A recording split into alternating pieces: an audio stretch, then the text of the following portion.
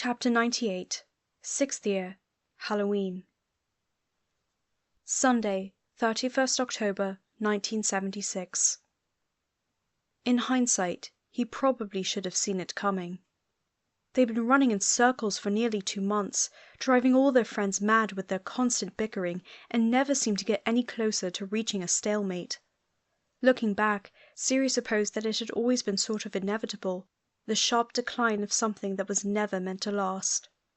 But at the time, as October gave her last dying gasps and Halloween drew steadily closer, Sirius was too preoccupied to spend much time reflecting on the state of his relationship. Halloween of 1976 just so happened to fall on a Sunday, and considering the importance of the holiday to the student body, Dumbledore had wisely elected to cancel classes the following Monday. This, of course, meant the perfect opportunity for a party the likes of which the castle had never seen, and Sirius was determined to throw it. The problem with being such a genius event planner, a connoisseur of celebration, a supervisor of spectacular soirees, was that every party with the Marauder's name attached to it simply had to outdo the last.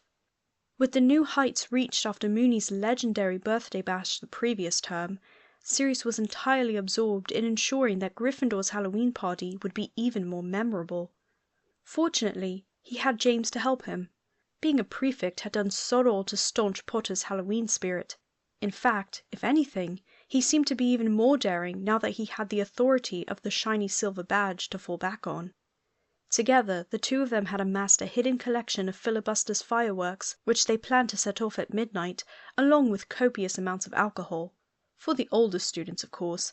Prefects would be packing the first and second years off to bed at a reasonable hour, per Lily's relegations, and she also warned James that if she saw any slosh 13-year-olds, she would hold him personally responsible. So although things remained quite tense with Mary, and although they continued to spend a majority of the time either fighting or making up, Sirius was too busy to worry about it much. He felt guilty for letting her down when he promised to do better, but he also couldn't help feeling a bit resentful. Mary seemed to want some sort of nebulous commitment that she only ever defined as acting like you care about me, and no matter how Sirius reiterated that he already did care about her, it never seemed to be enough. Sometimes he felt as though they were speaking two entirely different languages, words sliding past each other and never really sticking. Still, Mary always forgave him. And he always forgave her. He figured that maybe this was just the way things were in relationships. After all, it wasn't like he had anything to compare it to. He still liked Mary, and she clearly still liked him, so Sirius didn't see why, eventually, the problem wouldn't just blow itself out. So, on the afternoon of the party, when Mary asked if he felt like a walk, Sirius didn't think anything of it. All the preparations had been finished, the alcohol was safely stashed, Avney's pumpkins were in place, and he and James had spent the morning double-checking the time delay spell on the fireworks to make sure they'd all go off at the right time. With nothing else to do, Sirius agreed, looping his fingers through Mary's and following her lead. He was mildly surprised when she led him out to the grounds. It was a bit chilly for a stroll around the lake, or for a rendezvous under the Quidditch stands. And besides, Potter was trying out new beaters. Sirius doubted he'd be able to focus properly on snogging if he had to listen to James shouting drill instructions in the background. But he didn't complain, allowing Mary to guide him over to the edge of the lake. She paused as he reached down to skip a stone, fingers still entwined. The stone bounced 3 times, then sank. Mary said, "I think we ought to break up." Sirius jerked around to stare at her, blinking. "What?" "Me and you," she said, as though that were the confusing part. "I think we should break up." "But why?" Mary smiled up at him, a little sadly. "Come on, Sirius." Her voice was quiet. "Are you actually surprised?" I mean, I know we've been fighting, but it's more than that." She untangled their fingers, wrapping her cloak more tightly around her shoulders. "I think when we started dating, I had this sort of silly idea in my head. I thought that if I could be the girlfriend that you wanted, then eventually you'd just magically become the boyfriend that I wanted, and we'd sort of balance out and everything would click. But I don't think it's going to work like that anymore.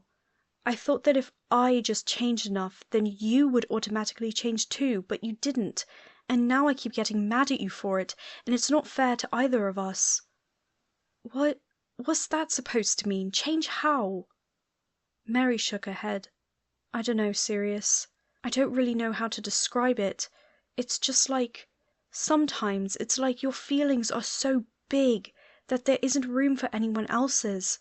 And I don't think you mean for it to be like that, but, well, I don't know." They were quiet for a bit. Then, "Are you mad at me?"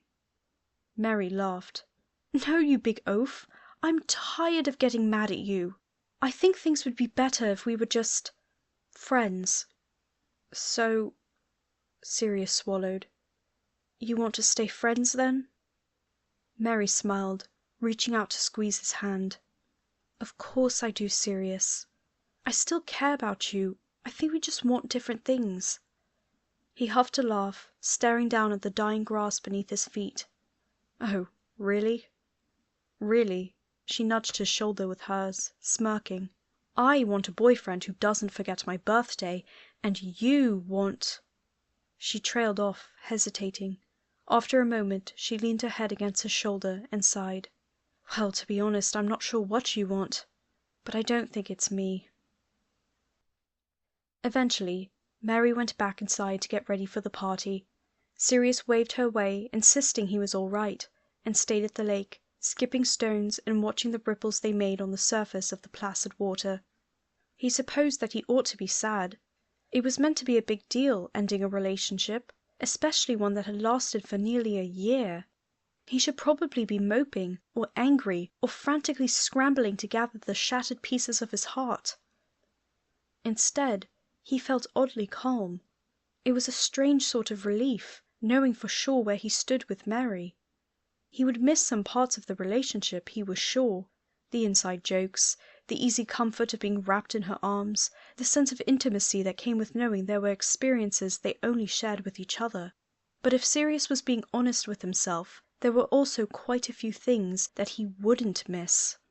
First and foremost, the constant pressure that came with feeling as though there was some sort of standard for being a good boyfriend that he was simply incapable of grasping. At the end of the day, he'd never really understood how dating Mary was supposed to differentiate so greatly from being friends. Aside from the snogging, and later the shagging. If they were still able to spend time together, still able to laugh and talk comfortably with each other, well, that had always been the part he liked the most. Sirius began to trudge back towards the castle, thinking about what Mary had said. He agreed that they would probably be better off as friends when he stopped to consider just how frequent their arguments had become over the past few weeks. It bothered him a bit, thinking that the way he acted may have hurt Mary's feelings. He certainly didn't want to keep her in a relationship if she felt he wasn't meeting her needs, whatever those were. Overall, he supposed it was the mature thing, breaking up. No use being sad about it if it had to happen. Sirius climbed the stairs to Gryffindor Tower, considering Mary's final comment, how she'd said they wanted different things. He had no doubt that she was right. Wanting different things was, essentially, the root of most their fights. He thought of her voice as she said it. "I'm not sure what you want." The unhappy line of her smile, the resigned look in her eyes. He couldn't blame her for her confusion. He knew he hadn't made things easy. The problem was that Sirius wasn't sure what he wanted either. At face value, Mary was a perfect girlfriend. Funny, beautiful, kind. Almost any bloke in the castle would have considered himself the luckiest man alive to date her. And she'd been an excellent girlfriend, caring and attentive, and more patient than he had any right to, even when she was losing her temper. If he was being honest with himself, he didn't think he had ever truly deserved her, even though he'd enjoyed dating her quite a lot. It had been good fun, being Mary's boyfriend. At least, when she wasn't trying to bite his head off for acting like a prat. And yet... Sirius sighed as he entered the dorm room, feeling even more confused now that he'd tried to untangle his feelings than he had when he just ignored them. As the door swung shut behind him, the familiar twanging guitar of Diamond Dogs filled the air. In the year of the scavenger, the season of the bitch. Sashay on the boardwalk, scurry to the ditch. Just another future song, lonely little kitsch. The curtains were drawn around Remus's bed, and when Sirius poked his head behind them, Mooney was reclining, record player spinning near his feet. "Oh, hello." "Hi." Remus sat up, shifting self-consciously. "Did you want your record player back?" "Nah." Sirius shrugged his way past the curtains, crawling on the bed to settle down next to Remus. It wasn't as if he had anything else to do. The party was still a while off, and besides, it had been a long time since he and Mooney had listened to a record together. They lay side by side in silence, listening to the jangling piano and brassy horns that accompanied Bowie's scratchy vocals. Sirius tried to relax, but his mind was still buzzing, thoughts circling Mary's words like vultures around carrion. Eventually, he opened his mouth. "Broke up with Mary." It felt strange to say it out loud. Final. "Really? Sorry about that, mate." Sirius shrugged casually. "Nah, it's okay. Not like I was in love with her or anything." "Plenty more fish in the sea?" "Yeah." His laugh was slightly strained, and they both fell silent again. The dizzy, barking music of the first song ended, replaced by the dark swell of Sweet Thing. "Love this track," Sirius said quietly, as Bowie crooned between them. Remus murmured in agreement. If you want it, mourns, get it here, friend.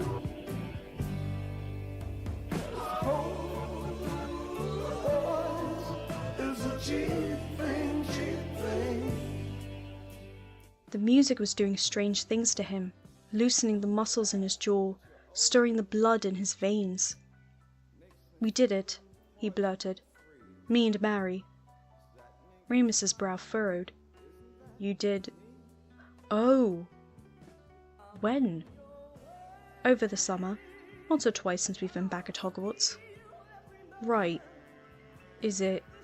I mean, that's not why she dumped you." "No!" Sirius scoffed, offended. "Thanks for the vote of confidence, but I don't think I was that terrible. We just broke up, that's all." "How was it?" "The breakup? No, how was... it?" Sirius felt a shiver of smug satisfaction. Mooney was so knowledgeable that he forgot sometimes how inexperienced he was. "Oh, yeah. It was good. Great. Not like I imagined, but... yeah, good." "Well, good then." He felt like he was meant to say something else. "She's really gorgeous, Mary." "Yeah, she is." Then let it be. It's all I ever wanted. It's a street with a deal and a taste. It's got claws, it's got me, it's got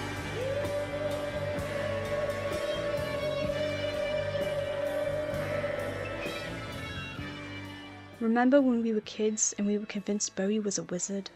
Sirius grinned, shifting slightly to look at Mooney's face. He was smiling. "Yeah, I think I still sort of believe he is. One day, when we all live in London, we'll go and find him, and then we can ask." Remus burst out laughing. "What?" Sirius tried to sound indignant, but he was smiling so hard his cheeks ached. "You can't just meet someone like Bowie." "Don't see why not. We could go to one of his gigs or find out where he lives. Have some imagination, Lupin. Once we're of age, we can do anything." Rebel started up, abrasive guitar and kicking drums. Sirius felt as if his heart was pounding in time to the beat. "Anything," Remus smirked, and Sirius tried to ignore the way it made his stomach flip. "You already think you can do anything." "Calling me arrogant?" He sat up, attempting to sound affronted, even as he smiled. Remus smiled back. "Going to deny it?" He had that mischievous glint in his eye, the one that made his entire face light up. "Your ego is so big it has its own orbit." "Harsh!" "Your ego is so big," Remus continued, eyes bright. "When you were doing it with Mary, you probably closed your eyes and imagined yourself." "You wound me, Lupin." Sirius protested, snatching a pillow and beginning to beat him with it. Remus kicked at him, kneeing him in the shin as he tried to roll out of the way, but Sirius's vengeance would not be thwarted. He scrambled on top of Remus, breathless with laughter, and pinned his wrists over his head. "Ha!" he shouted, victorious. "Apologize!" "No!" Remus narrowed his eyes, laughing as he tried to yank his arm free. Sirius straddled him, using his body weight to keep Remus in place, shoving him back down. "You can't escape!" Sirius cried. "I've got you, Moony!" His heart was pounding, blood surging through his veins. And then their eyes met, and there was something dark behind Remus's gaze, something familiar and hungry. Sirius could feel him, hot skin and sharp hip bones pressed flush together. There was nothing soft about him, nothing soft at all, except the thin skin of his wrists, where his pulse fluttered like a trapped bird under Sirius's fingertips.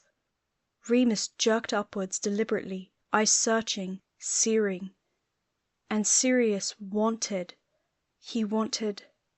"Sirius," Remus whispered, voice scratching its way out of his throat. "What are we doing?" But Sirius was already gone. "Shh," he begged, not trusting himself to speak. "Shh." He fell forward, unable to bear the weight of Moony's eyes, releasing his wrists, burying his face into the pillow beside his head. "Just this, just..." He rolled his hips without meaning to, as the opening refrain of Rock and Roll With Me began to play.